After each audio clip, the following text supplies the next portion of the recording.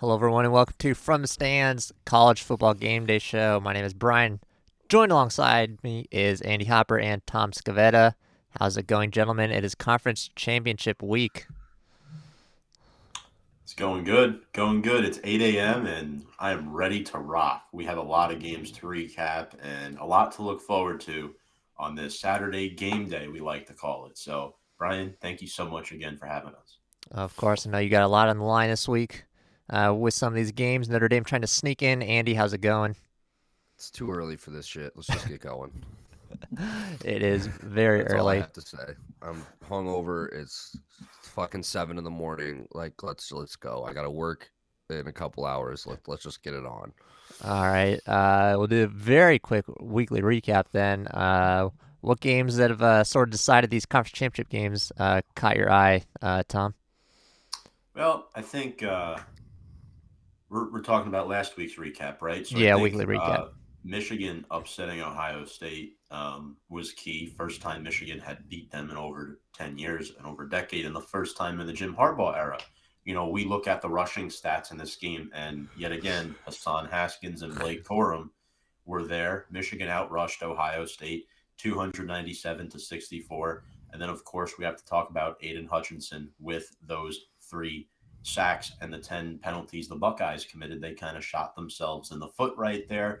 And then another game that really stuck out to me was Bama surviving Auburn 24 to 22 in quadruple overtime. Real shame. TJ Finley practically playing on one leg towards the end of that game. And the Tigers had 7 sacks, 3 from Derek Hall. Somehow they lose. Why did they lose? Well, when you only accumulate 159 yards of total offense and 22 yards on the ground, that is not a recipe for success. They blew a 10-0 lead in the fourth quarter. Once Bama tied it up, you knew they were not losing once it went into OT. Andy? Bedlam, boys. It was Bedlam. It was crazy. Oklahoma State finally gets a win over Oklahoma 37-33. They are putting themselves in the position to make the playoff. We'll see what happens here at 11 a.m. against Baylor. I don't know if Gary Bohannon is playing for Baylor today, so we'll see how that goes. But anyway, it was awesome. There were big plays, there were mistakes, and we saw 2 muffed punts that set up both teams for a touchdown in like almost the exact same spot of the field, which was weird. Sanders ends up throwing 2 interceptions, but throws for a touchdown, runs for a touchdown, leads the Cowboys over Caleb Williams and the Oklahoma Sooners. That was my game of the week, guys. 37-33 the final. It was as advertised. Everything we had hoped for in this Bedlam game this year. Yeah, that was certainly probably one of the wildest bedlams, at least in my recent memory. The one game I'm going to point out here wasn't really a big one, but Iowa getting that win, obviously, to send them to the Big Ten Championship. We kind of talked about this briefly between us, how interesting the different teams it would be for this Michigan team. The offense is, looking pretty powerful lately, but Iowa has one of the better defenses in the Big Ten, so it'll be interesting to see how they match up against this pretty powerful Michigan squad here in the Big Ten championship game this week. You guys called out all the other games, so we'll move right on to our first segment of the week. A lot of coaches moving around. It is a coaching carousel. Firstly, we had Lincoln Riley leaving Oklahoma very quickly, very unexpectedly, to go to California. He's joining USC. We have Tom's old coach, Brian Kelly. He has moved to LSU. Go Tigers. And then, of course, the thing that maybe kind of started this all, we had Mel Tucker a few weeks ago signing that massive contract. Kind of got the wheels turning on a lot of these new contracts. Teams throwing lots of money at these big boys. So, Tom, we'll start with you since this is little close to home here for you. What are your thoughts on how this coaching carousel has sort of played out so far? All right. I think we're ready to unload finally. So 12 seasons at Notre Dame. I give Brian Kelly all the credit in the world for taking an independent school to the college football playoff twice, to the national championship game once. And the fact that he was able to be so successful here, I mean, you really can't be too mad because he did the same thing to Cincinnati 12 years ago. He left Cincinnati for Notre Dame. But Notre Dame fans, including myself, have every right to be upset about this.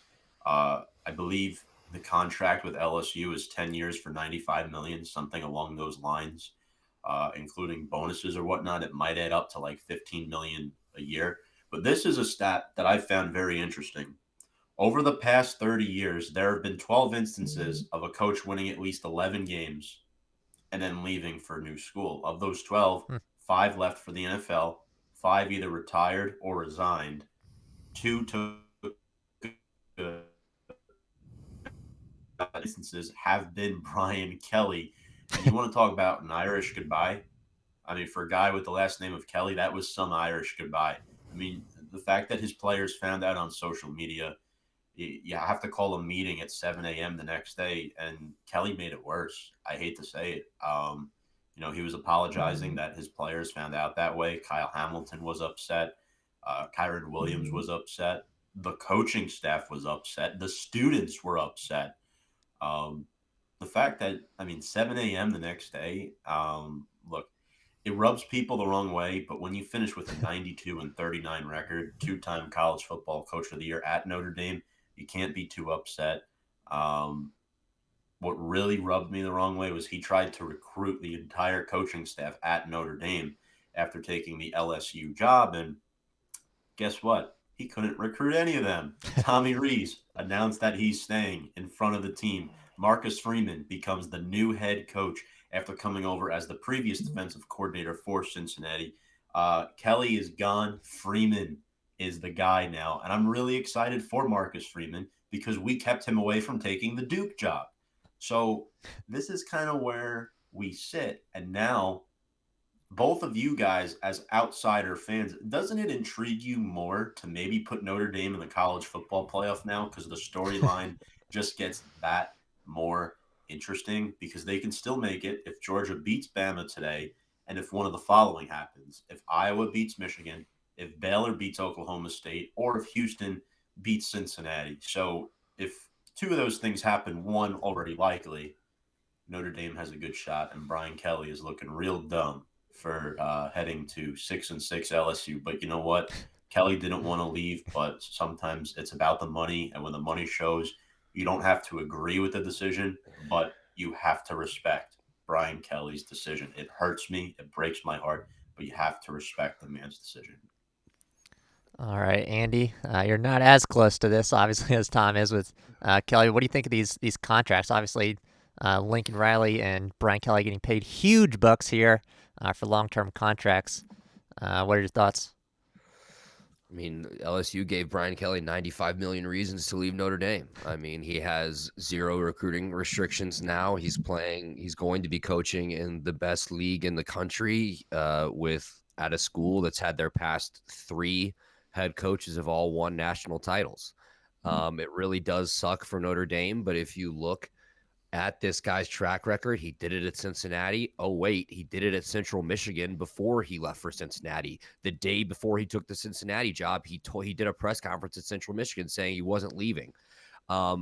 Just not a good guy, Brian Kelly. We'll just say that. The funniest thing he did was just magically grow a Louisiana accent overnight. I don't know if you guys saw that, but it's just Yes. like somebody spliced up him saying the word family at Notre Dame like 2 days ago. Sounds like I just said it, like a normal person would say family. At the LSU basketball game this weekend, he family, like, get the fuck out of here, Brian. This happens all the time in college football, guys. It money talks. Unfortunately, that's how this business works. The whole Lincoln Riley thing was pretty funny too, just because I think the funniest part about that was just how shocked and like genuinely up in arms the Oklahoma fans are, and like wanting to take like legal action and wondering if he's allowed to even do that, or like, can he take the recruits with us? Yeah. Sorry, Sooner Nation. I know this is a crazy stat. I've told you guys this. Oklahoma has not had a coach leave for another job since 1947. It's So they've had wild. guys, Oh my God. they've had guys retire. They've had guys, step down or get fired. Nobody has left for another Power 5 job since 1947. So that's why, like, you see the Oklahoma Sooner fans, Oklahoma Nation, kind of freaking out here, wondering what the hell is going on. But if you're Lincoln Riley and that reported contract is anywhere near true, $110 million, you get exclusive use of a private jet 24/7. Fucking the list goes on. It's hard not to take that deal. He told the guys at USC he wants to make it the mecca of college football, which when USC is rolling, it is one of the top jobs in the country, guys. Let's not act like it's not. He has an opportunity here to really turn the Trojans around. But I thought that was funny because one of his Oklahoma players, I think it might have been Benito, but I'm not sure. Somebody put on Twitter it's about the whole Mecca thing. It's like, oh, he literally told us that last week. So yeah, that is just how college football works. So the moves, the coaches that made the moves, I definitely am surprised by. But I mean, I'm not surprised by these big contracts. Another guy we haven't mentioned is Billy Napier going to Florida. We'll see how he, adjusts going from the Fun Belt to the SEC. But it's very interesting, guys. Very interesting. And Kelly, by the way, calling the 7 a.m. meeting, and then I think he was in his car by 7:11. He talked to the team for like 4 minutes, and he was like out the jam. So 4 minutes, 18 seconds. Not a good guy, Brian Kelly. Lincoln Riley, don't pretend to cry in front of your team and act like this was something you absolutely had to do. You should. They knew what they were doing. They absolutely knew what they were doing. Also, Penn State clown show giving James Franklin a 10-year contract is a fucking joke. Yeah, some big contracts going into the Big Ten. They're just throwing money at guys who, I mean, I wouldn't say James Franklin is unproven, but with the record he's got, I would say. What have you done for me lately, dude? They were fucking terrible last year. They're not good this year. Mel Tucker, I get the whole thing. Okay, he's had one good year at Michigan State. Sure, they're really good this year, and he has, had to do a complete rebuild, but it's a little bit of an overreaction to give a guy the 10-year contract in his second year on the job. And I'm not trying to be an anti-Mel Tucker guy here at all. I just think like that just shows you the landscape of college football is the second you hear a rumor about a guy leaving, here's a 10-year fucking fuckload amount of money contract. Please don't leave us. Yeah, my favorite part about the way things went down is after Lincoln Riley's contract kind of leaked. I feel like probably within seconds. I mean, it's very possible the deals went down kind of simultaneously, and the LSU news just leaked earlier than the Lincoln Riley news leaked earlier than the Brian Kelly news. But in Lincoln Riley's contract, like they bought out his homes for like $1 million more than they were worth, which is probably another $500,000 more than they were worth anyways because the market is so hot right now. And he's got unlimited use of their private jet. And then when it came to Kelly's contract, they did similar things, but they're like so obviously a step below. But I feel like they just threw him in there because of the Lincoln Riley contract being so ridiculous. He gets like 25 or 50 hours of LSU's private jet use, which is nowhere close to unlimited that Lincoln Riley gets. And I think they they didn't buy out his home. They gave him like an interest-free home loan.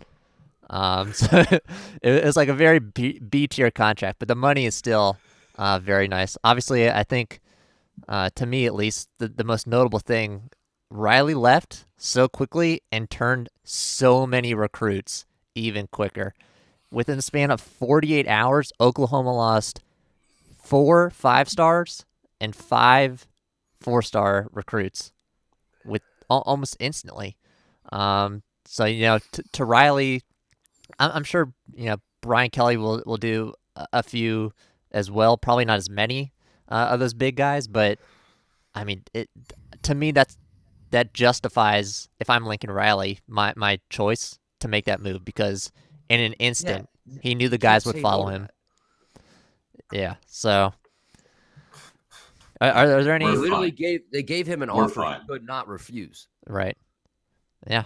I mean, I don't know where USC is getting that money from, but I don't think they're going to be 6-6 much longer because Lincoln Riley is a very good coach. Marcus Freeman's going to give them an ass whooping next year. There you go. Tom making a call about a year or half a year early here. Anyways, we'll move on now to our next segment.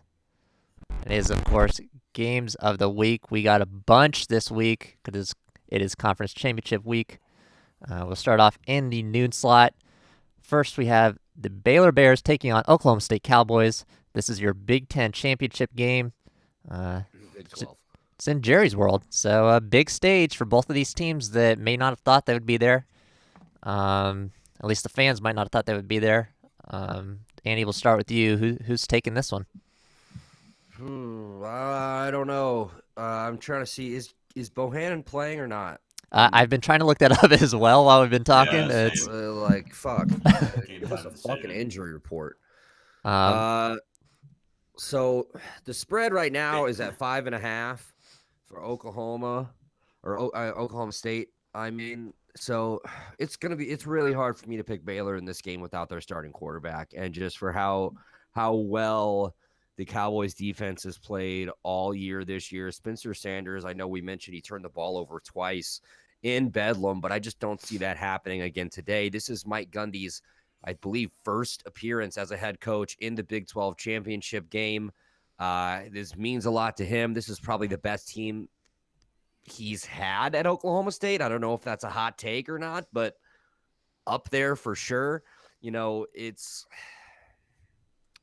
I think I have to take the Cowboys here just because I'm so uncertain about, Baylor. And if they don't have Bohannon, I don't see how they win this game. yeah, I mean that injury.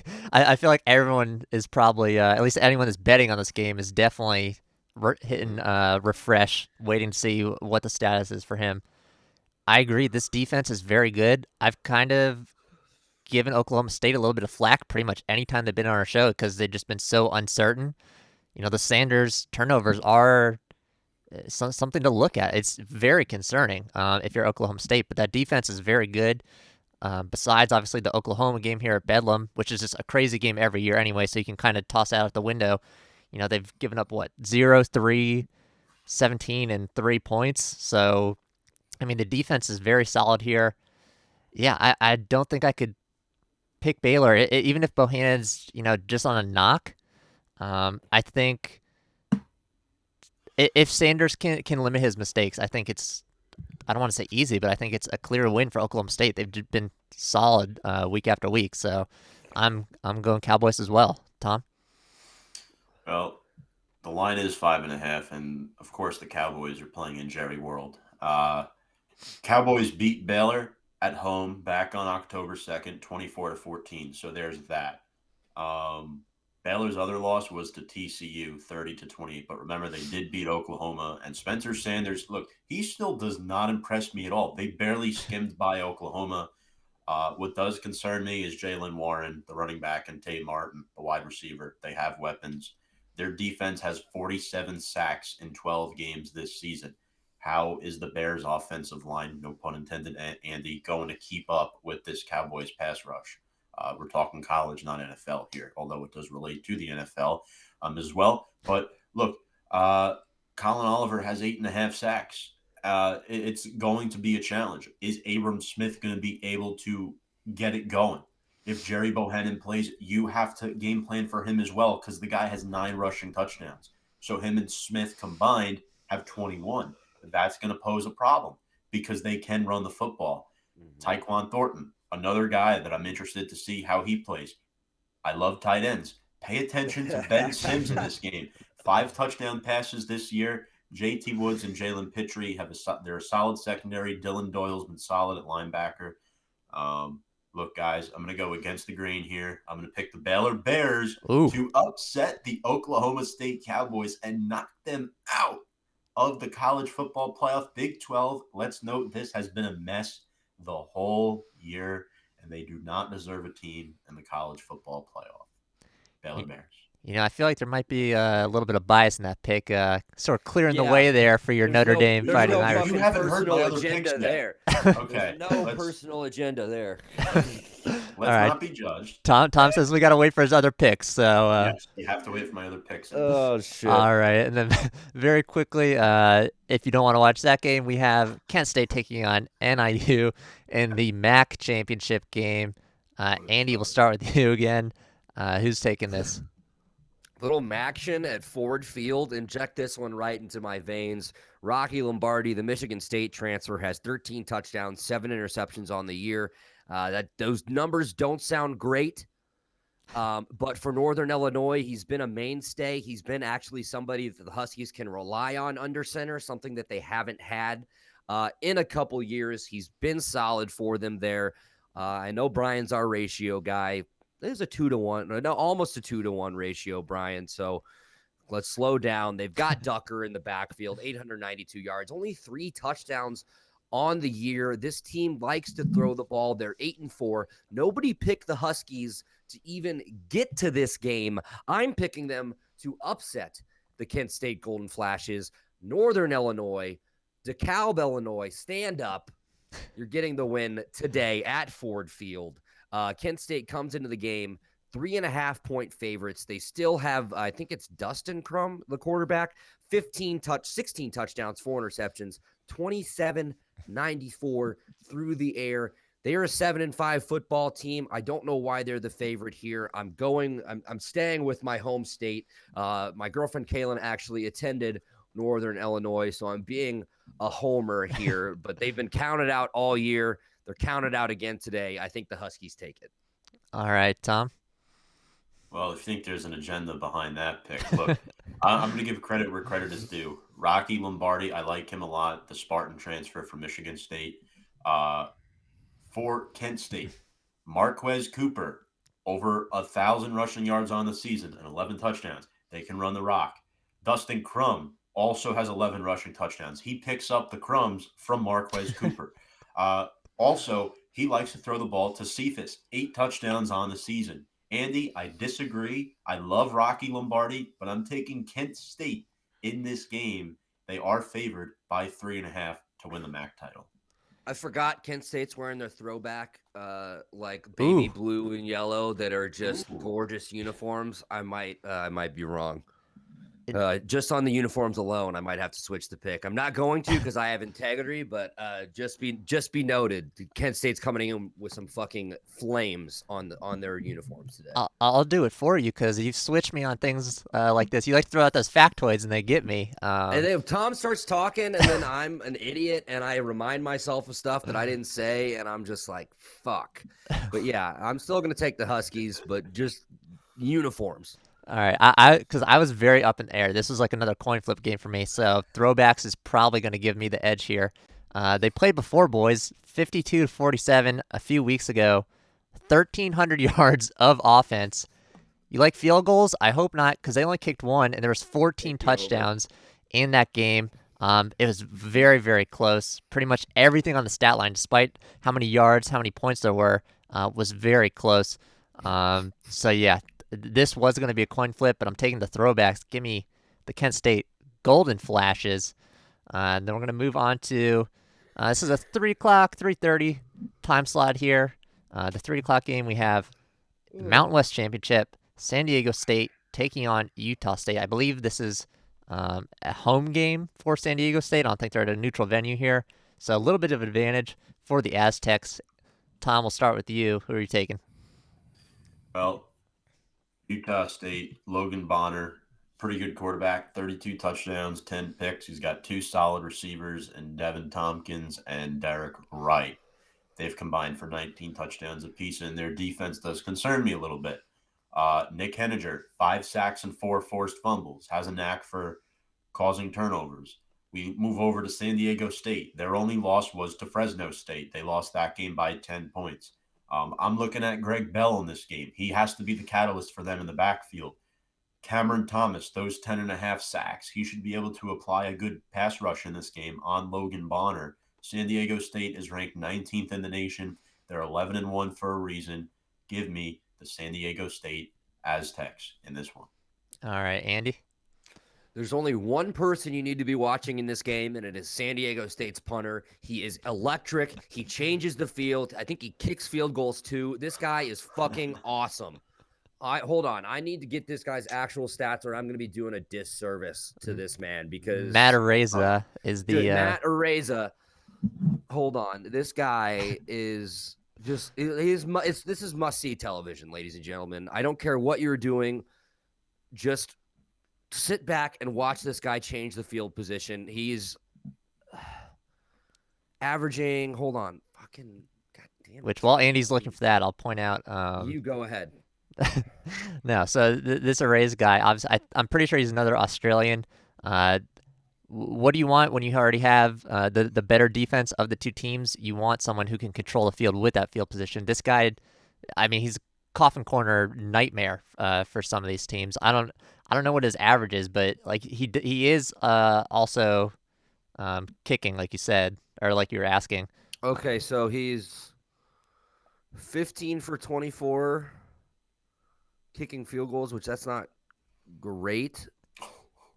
But that's his secondary skill. The punting that's is that's a backup. Punting, he is.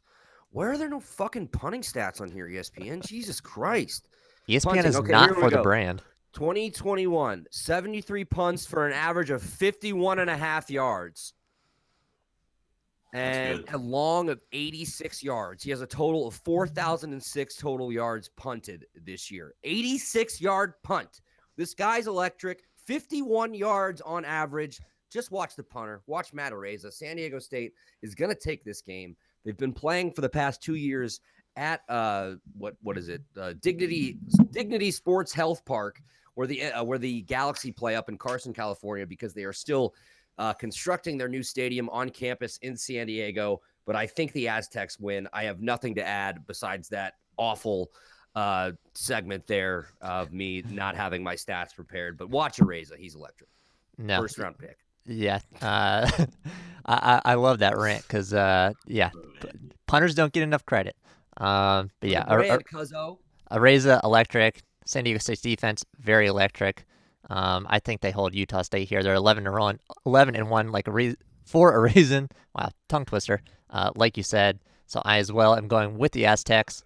And then also in the 3:30 slot, we have Appalachian State taking on the Louisiana Raging Cajuns. I'm not going to do a fake Louisiana accent a la Brian Kelly, but Louisiana is ranked here. This is our Sun Belt Conference. Haven't heard much about the Sun Belt this year. Andy, we'll start with you. Who's taking this one? So this game's interesting, guys. We have Louisiana entering the game ranked 24th. They're 11-1 on the year, but their head coach, Billy Napier, is coaching his last game. He has taken the Florida job, and he's actually finishing out. Well, I don't know if he's coaching the bowl game.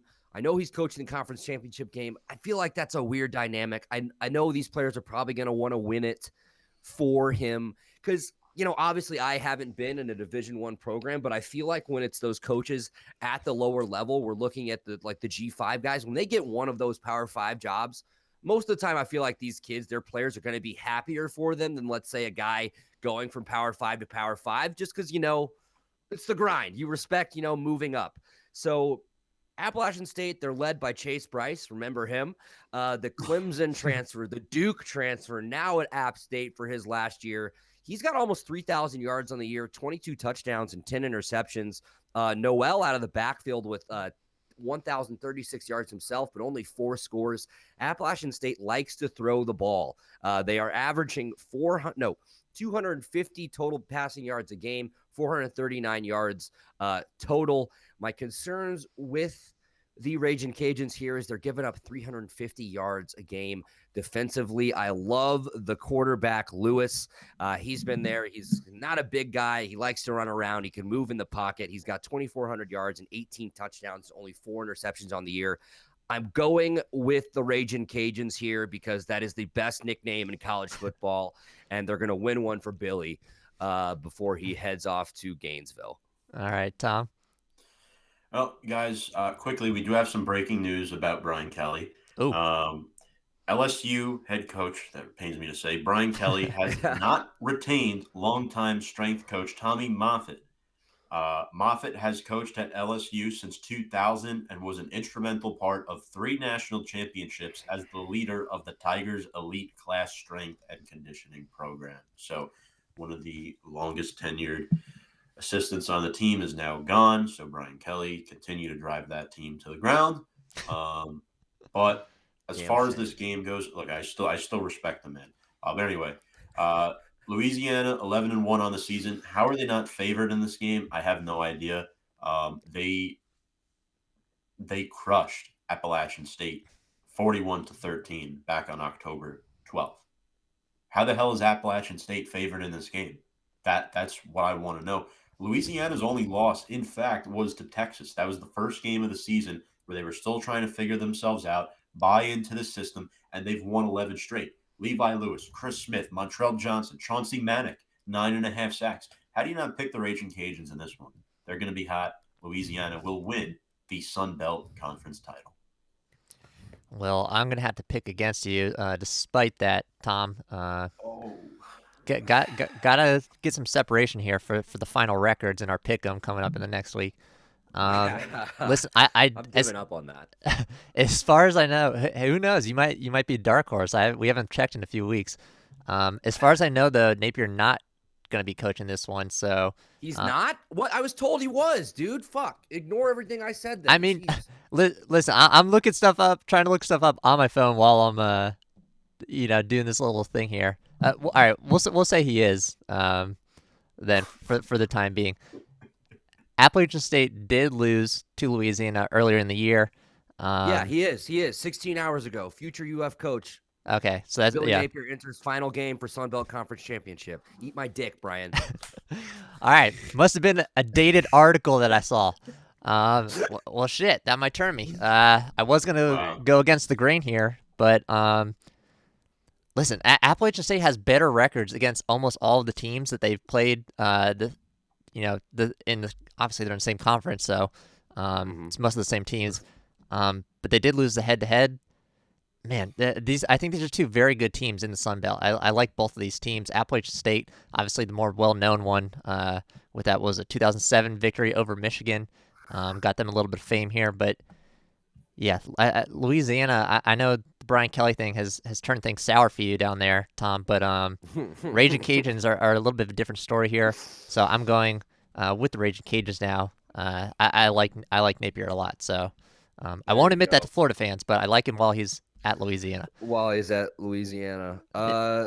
Yeah, the Fun Belt. If you don't like a side in this game, I'm taking Louisiana money line just so we're all transparent here, but just take the over. It's at 52.5. Both these teams average over 30 points a game. It's going to be a fun one in the Fun Belt, boys. And then we're going to move on to our big games, but very quickly, since we all loved Matt Araiza, the stat that I wanted to bring up earlier that I couldn't find until now, Matt Araiza has 2 punts over 80 yards this season. That is as many as every single NFL punter in the last decade. Decade. First round pick. The Giants are going to have 2 top 10 picks, Tom. We might as well get Araiza in there. No, we'll have one. One. Oh, the only one. Oh, don't you fucking say what I think you're going to say, you piece of shit. I plead the fifth. We know who the fucking top 10 picks. Have you seen? This is completely off topic, but like the 6th through 10th picks, the season ended today, it would be Jets, Giants, Eagles. Yep. I think there's one team that breaks up the 6th in a row, but yeah, there's a bunch of teams just doubling up there in the top 10. But moving on to probably the biggest game of the weekend. I know which team Tom wants to win here. We have Georgia taking on Alabama in the SEC Championship. This one on CBS, played in Atlanta. Tom, we'll start with you, since this is very important for your Notre Dame Fighting Irish. Georgia holding on, or does Alabama have a shot here? Bulldogs going to stomp them out. The Crimson Tide stick a nail in them. Georgia is 8-0 in the SEC. The closest game they've played all season is against Clemson. Stetson Bennett, 21 touchdowns, 5 interceptions, completing 65% of his passes, not to mention James Cook and Zamir White. That's an elite running back duo. Brock Bowers, our favorite freshman tight end, 10 tutties on the season. He is going to go off. I like Ladd McConkey and Burton, 4 touchdowns apiece. But when you have an elite tight end, you don't need elite wide receivers. Tight ends, love them. So anyway, Nakobe Dean and Adam Anderson each have 5 sacks. Dean also has 2 picks. This is where we talk about their defense and how they're going to win this football game.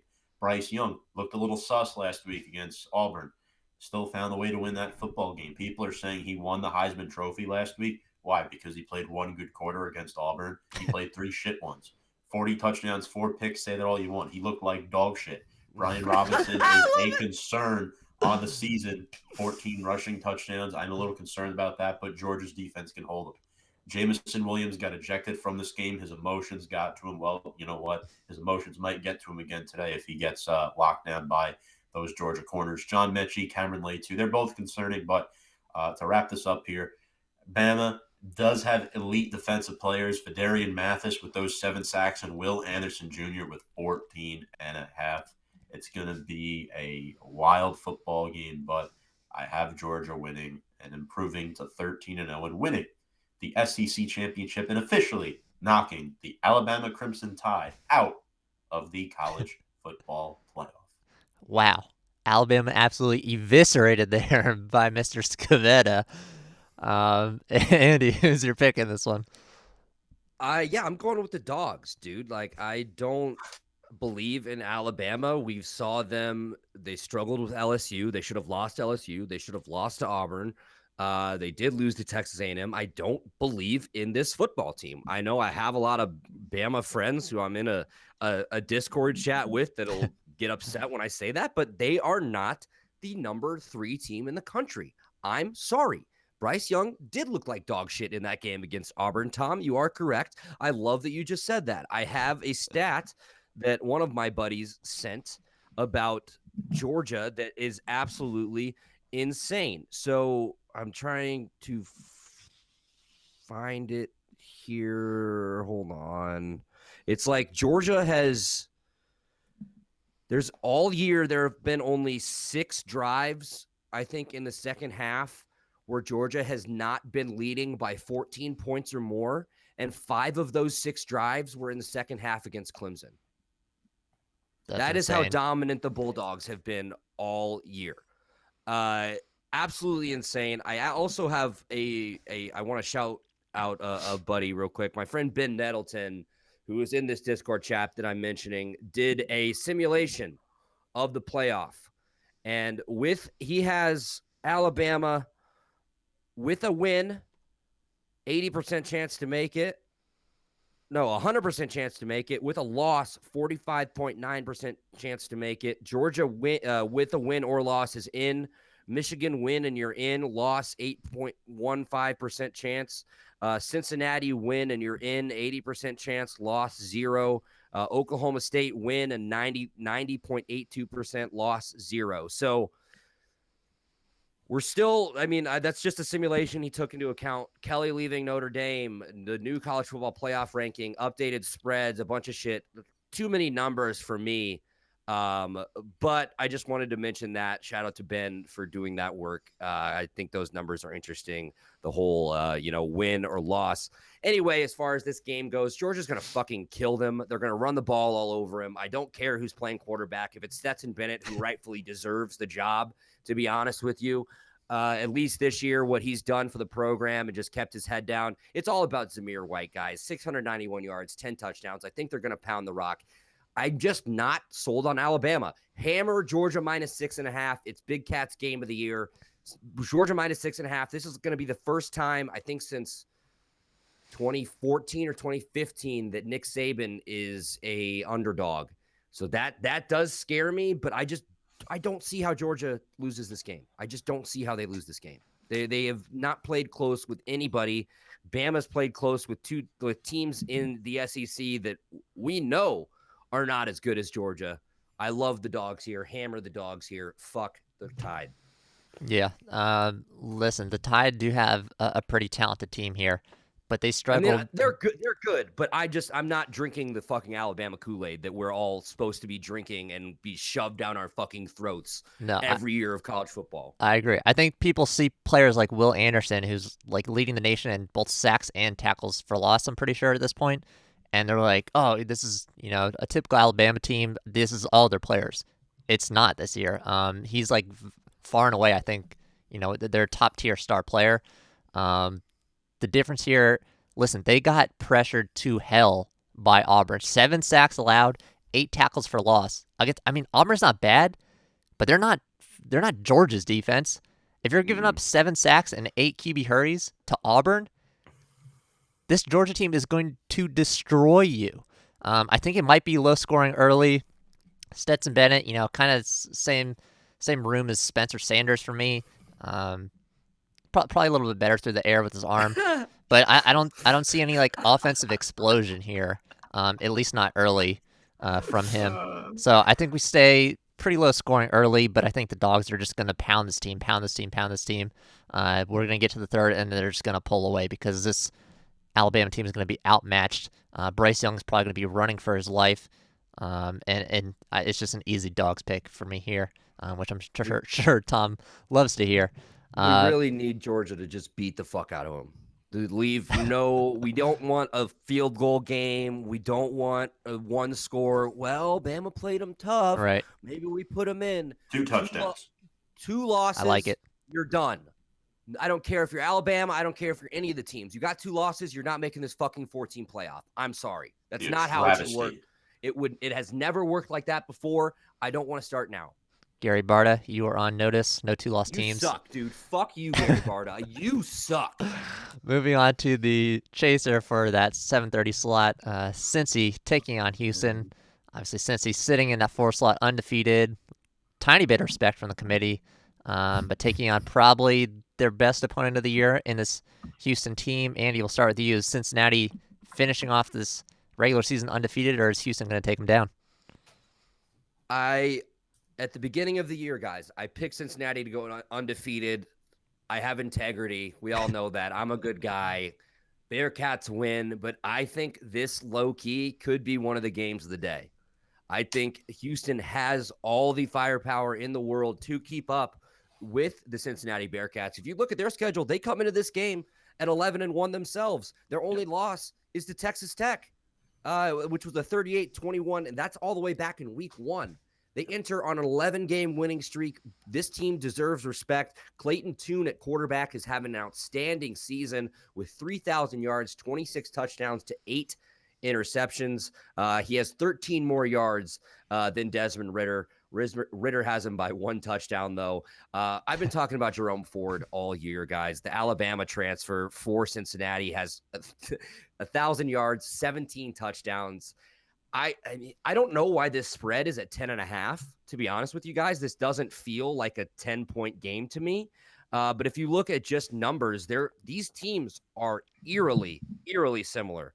Cincinnati, 39.6 points per game. Houston, 38.8 points per game. Houston's giving up 19.8 points. Cincinnati's giving up 15.8 points. 430 yards to 422 yards. Cincy's got 430. UH has 422 per game. Super similar. I don't think this is a 10.5 point. I don't understand the 10.5 point spread. Houston covers, Cincinnati wins and punches their ticket to the college football playoff. I think part of that line, at least to me, is, AAC doesn't have these big NFL stadium championships. This is in Nippert, so I'm sure they're getting a few points. Inject it, boys. Inject it. Give me the Bearcats. Yeah, Didn't so realize it was a home game. Get them a little bit of sauce, extra sauce there for the Bearcats. Clayton Tune, very good, but Tanner Mordecai also very good for SMU, and Cincinnati's defense shut him down. That was probably their second toughest opponent and probably the most comparable to Houston here. I mean, listen, they're very, very good. The defense is a little suspect, but not on the ground game, so this could be a situation where if Jerome Ford gets going early, it's going to get very ugly. But if they can stop him, they're going to force Ridder to throw the ball, which, I mean, he's not the worst, but I don't know if you want him throwing all game long on a defense that's actually pretty decent. So, but listen, for home game for me, Cincinnati, they've been doing it all year. I think they shut them down. I'm taking the Bearcats. Tom, who's your pick? Well, look, the only really threat for them offensively outside of Jerome Ford and Desmond Ridder is Alec Pierce. And I say that because I saw this guy tear us up. Notre Dame did lose to Cincinnati by 10, 11 points, only loss of the season. I like their tight end, Josh Weil. He's come on as of late, and their defense is what we got to talk about. Deshaun Pace, 4 picks. Joel DeBlanco, 99 tackles, 3.5 sacks. Curtis Brooks leads the Bearcats with 6 sacks. Ahmad Gardner, 3 picks. Nobody wants to throw his way, Brian. You pointed him out. Houston, very good. They lost their first game of the season to Texas Tech. Since they've won 11 straight, Alton McCaskill, 16 rushing touchdowns. Marcus Jones, 5 picks, 12 passes defended. Cincinnati will not cover the spread, and I will admit I will be rooting for the Cougars to win this game. But I I will figured. also admit that the Cougars will not win this game. The Bearcats will win this game, and they Okay. will proudly punch their ticket to the college football playoff. Congratulations, Cincinnati and Coach Luke Fickell. I know what you're doing right now, Tom. Reverse psychology. I know what you're doing. No, This is actually, I'm sorry. This is all I have to say. It's a low key, like really good defensive matchup. Yeah. You know, Houston's only allowing 289 yards, only 97 yards on the ground. I know that kind of goes against what I said with Jerome Ford. So really, the Bearcats are really going to try to get him going. But Brian, you bring up a good point. I guess you make Ritter beat you, right? If you're Houston, you want him slinging the rock. You don't want them, having that ball in Ford's hands. So let's go Bearcats. All right. Moving into 8, the last 2 games of the night, we have Michigan, number 2 in the nation, taking on Iowa Hawkeyes. A little bit beaten down, but they won the East, so West, I believe. No, East. Get my directions all mixed up.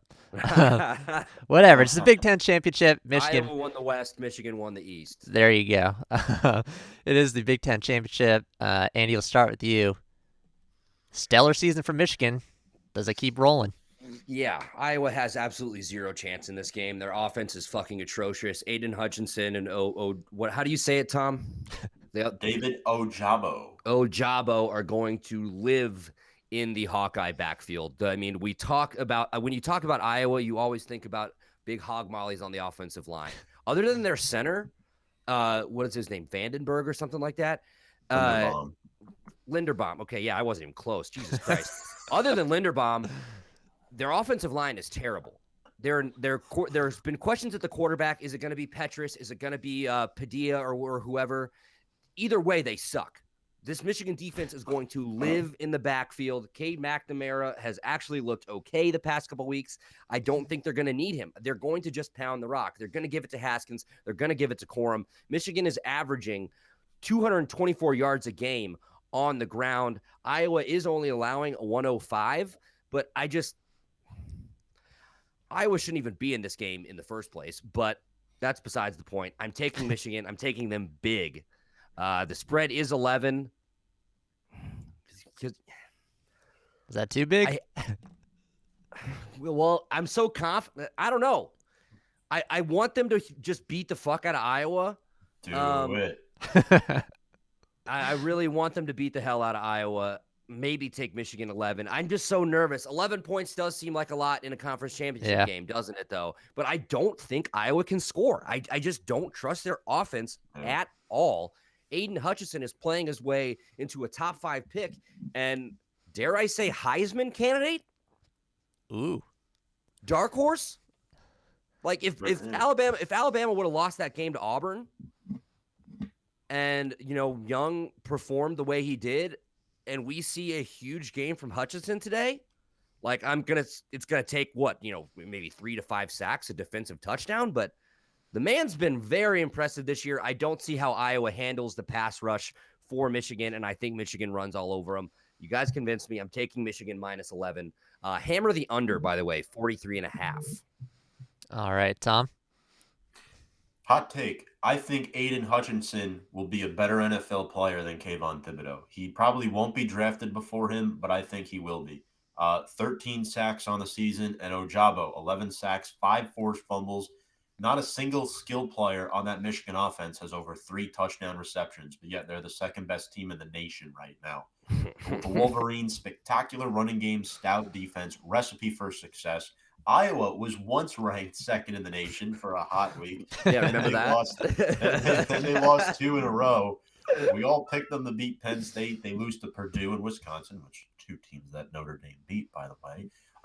And then, look, guys, Jack Campbell is scary on that Hawkeye defense. He's really good. Dane Belton and Riley Moss combined for 9 picks, those 2 players. And their defense has not given up more than 27 points in a game all year. So regardless of how bad their offense is, their defense is going to keep them around. So I don't know if I feel confident in that 11-point line, Andrew Hopper. I'm not so sure right now, but give me the Wolverines.